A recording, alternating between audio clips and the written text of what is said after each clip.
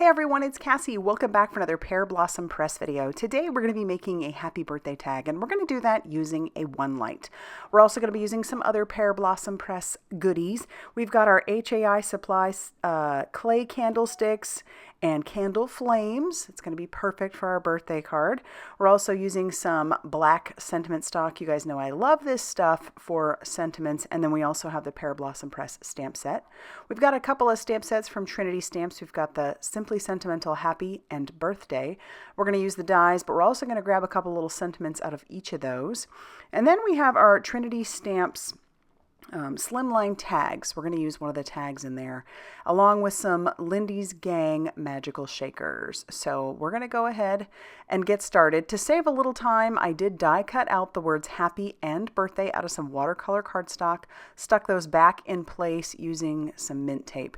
And then I'm using my Waffle flower water media mat, and I'm putting the little Lindy's Gang colors into a couple of those wells. I'm separating them out just in case I get a little crazy with the water because I don't want them to mix too much. But those colors are Gustav's Gold Leaf, Das Work Wine, and then we also have the Head in the Claudays.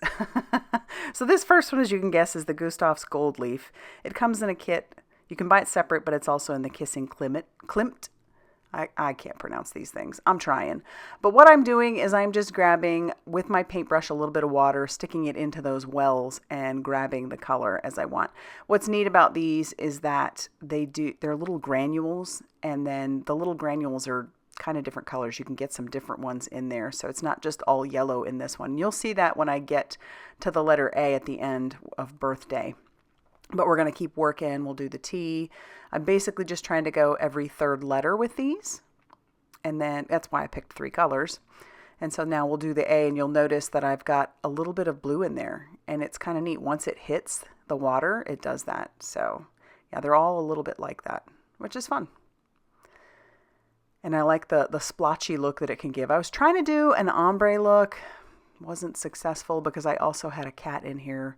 Once he realized that the water was going and this is something he could get messy in, he had to be a part of it. All right, so next I'm going to move on to that Head in the Claudays. That comes from a set called Monet All Day, or you can get it separately as well.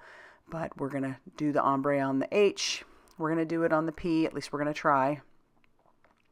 This is where I'm trying to hold Miles back. Oh, goodness, that cat. I'm telling you, he'll be the death of me. I do it on the I in birthday.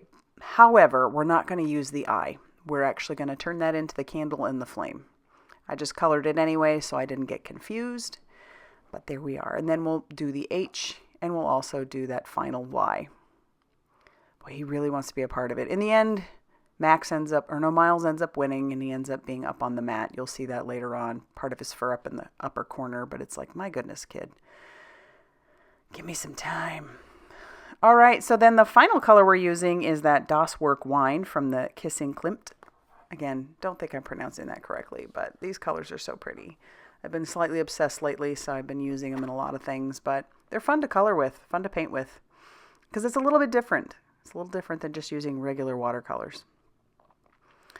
I am going to end up hitting this with my heat tool when all is said and done, because I need those to be nice and dry.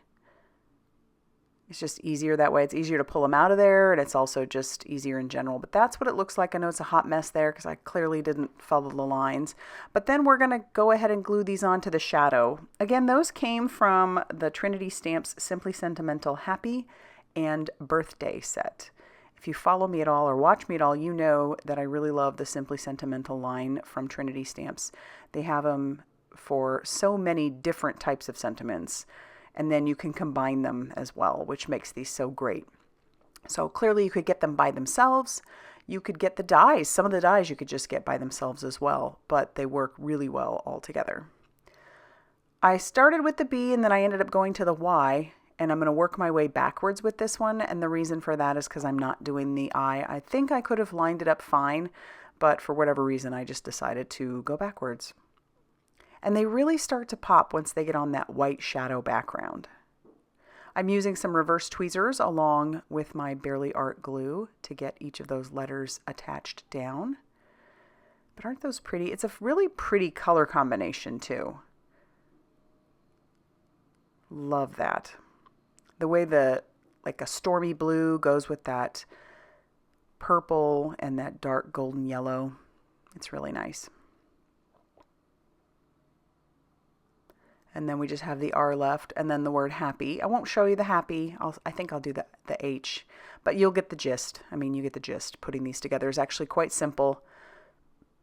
The shadow makes it very, very easy.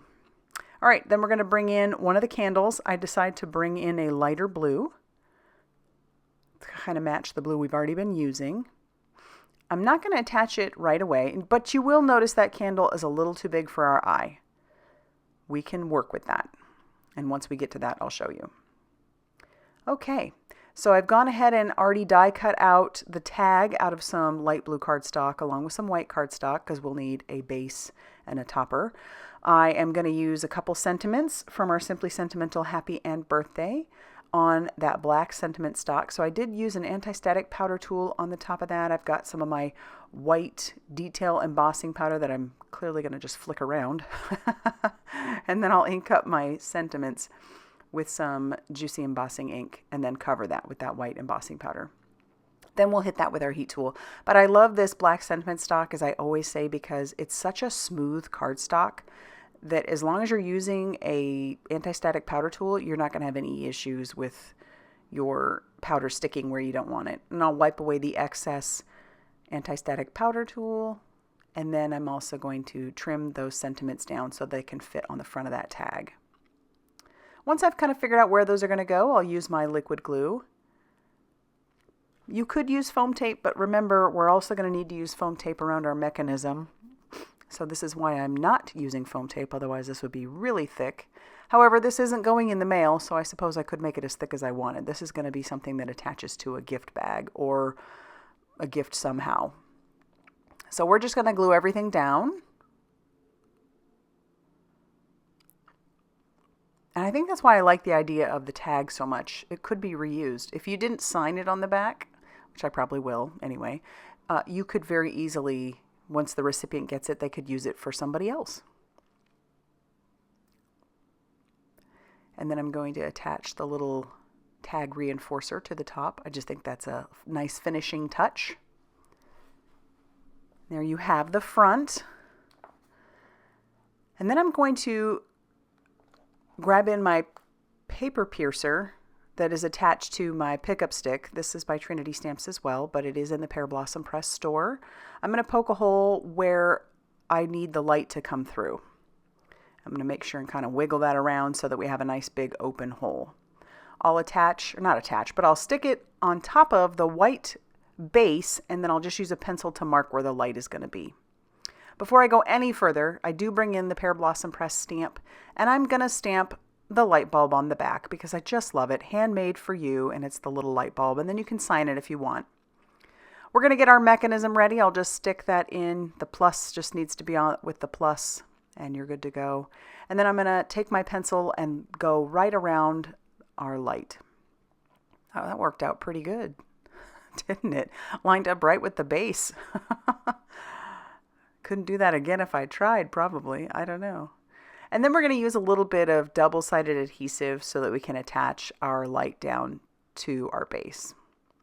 Just making sure that all that, the light goes where it's supposed to go. We're always checking, and it looks good. So now I need to stamp the word push. And so I'm going to grab one of those from that Pearblossom Press stamp. I love the ones that look like they're almost handwritten. I think those ones are my favorite. And then I'll use some VersaFine Clair Nocturne ink and stamp that down where the push button will be. Once again, testing. If it didn't go the way I wanted it to, what I usually do is just stamp it on another piece of paper and then attach it down. But I did okay. So here I've decided the clay candle needs to just be trimmed down. And because those are clay, you can do that. So I just made it a little shorter. We'll attach, or we'll put a little bit of glue down there, a line of it, and then we can attach our candle to the top of that. And then I'm going to take that World's Best foam tape, and we are going to go all the way around the inside of the tag on the white paper, just avoiding the mechanism, obviously. And then Another great thing about this tape is that the release paper comes off so easy. I mean, I've lost some fingernail polish on some of the other foam tapes, but this stuff I've never had a problem. Love it. Okay, but now I want to add one of those little candle flames to go over the top of that. One, it'll make it so it's not so bright and blinding, but it'll also kind of capture that light and make it look like a candle. It's really cool. So we're going to put a little bit of liquid glue around that circle, and then we will attach our flame to the top. I tried to use my pickup stick. It's too heavy for that. But I think that looks so good on there. I decide for some embellishment, I'm going to bring in a black pen. This is a Memento pen. And I'm just going to make my own little stars and little embellishments around it. So I'm just making little retro stars everywhere. Now that that's done, I'll grab in some white ribbon that I have. And then I'm going to attach it to our tag holder. And then once I do that, this tag will be all ready to go to be sent on a birthday gift. I love it. I'll probably make more of these in different colors, but isn't that fun? I love how that turned out. And I hope you do too. If you do, be sure to hit that like button. Definitely consider subscribing if you haven't already done so. And huge thanks for sticking around and watching my videos and using my affiliate links. All those things do help me continue to produce videos for you. Thanks for stopping by, and we'll see you soon.